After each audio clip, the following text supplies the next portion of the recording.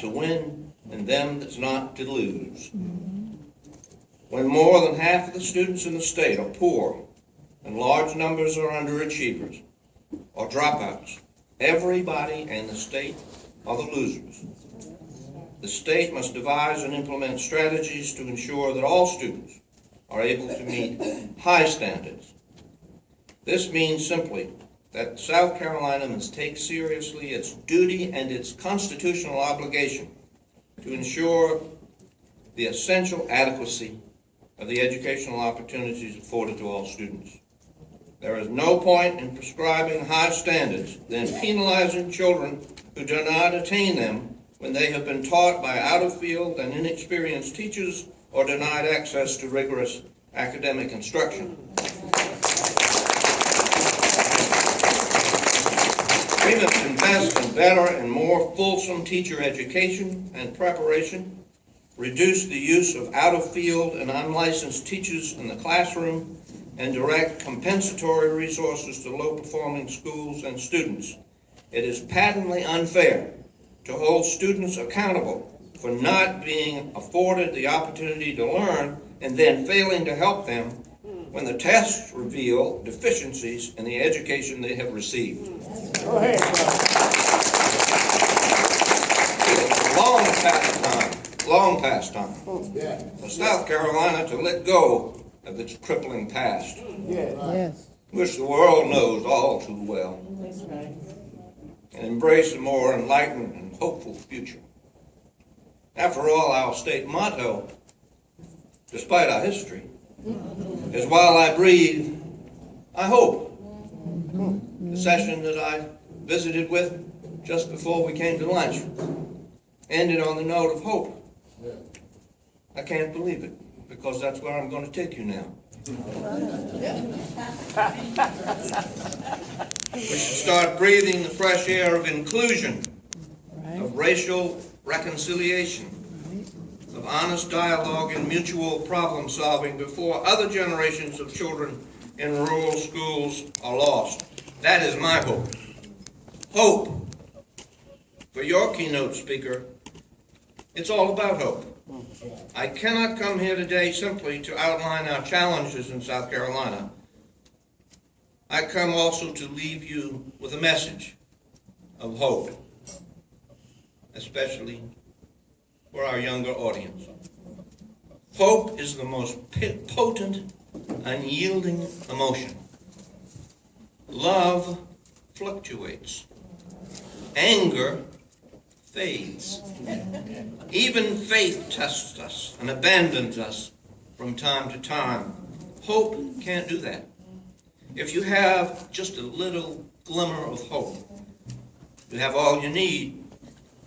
We really don't know who we are until we can see what we can do with hope. Anyone who imagines something better for just an instant has a kind of hope. A break in the heat, a goodnight kiss, the sound of the front door opening when your child has been out late. Hope when the doctor says the test results are good and the tumor is not malignant. All right. The yellow ribbon on the tree in the front yard that cries out for the safe return of loved ones in harm's way. Hope is getting that high school diploma, receiving that letter of acceptance from college, maybe the first in your generation, in your family, the call to come back for a second interview for the first job. Hope runs on our species' ability to create something that wasn't there before. That's why its power is unassailable. Hope is an engine room, a kind of food bank, an eternal flame. To have it, you don't need anything besides yourself and one enduring idea. We ought to bask every day in South Carolina in our capacity to feel hope about our future, despite our past. Feeling hope doesn't always call us to action, but is the only thing we need to begin change from who we have been to who we must become. Right. And the moment we feel it, everything has changed. That makes hope a source of nearly infinite power. Hope is not weak. It is so very, very strong. Hope is the roadside vagabond with a glint of armor and the sword of justice under his coat. Hope is never running out of energy to light the fires of social justice and educational excellence. Hope is a South Carolina where all of us turn away from our difficult past, begin the process of forgiveness, which we have avoided for so long, and embrace a future of mutual respect and reconciliation, a movement that can yield a second, final, successful reconstruction.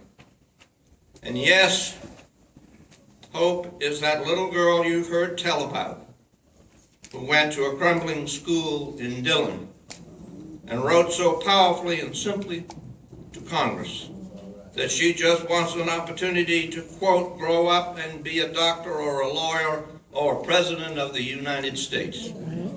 Hope is believing in the day when every school in South Carolina is a launching pad of 21st century learning, a source of enlightenment and engagement for every community, the production line of the state's workforce, and never again the subject of national shame.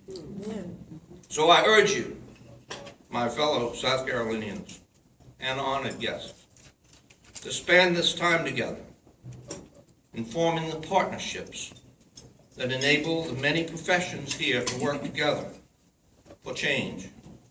We cannot bring about change in this state working in silos of isolation or waiting for someone else to solve our problems. So go home with the passion for collaboration across your professional fields to bring hope to our rising generation. Hope for a better day, for better opportunities to share in the American dream for which so many have struggled and continue to struggle today. Take with you this message of hope. Hope is the thing we should stop saying we breathe and start holding it out, holding it high and living it for all the world to see from little South Carolina, that we have finally risen from the divisions of the past, that we have rejected the low aim of a minimally adequate education, the unacceptability of low expectations of our children, and embraced the blessing and the opportunity at last, for all the children of all the people, from the mountains to the sea.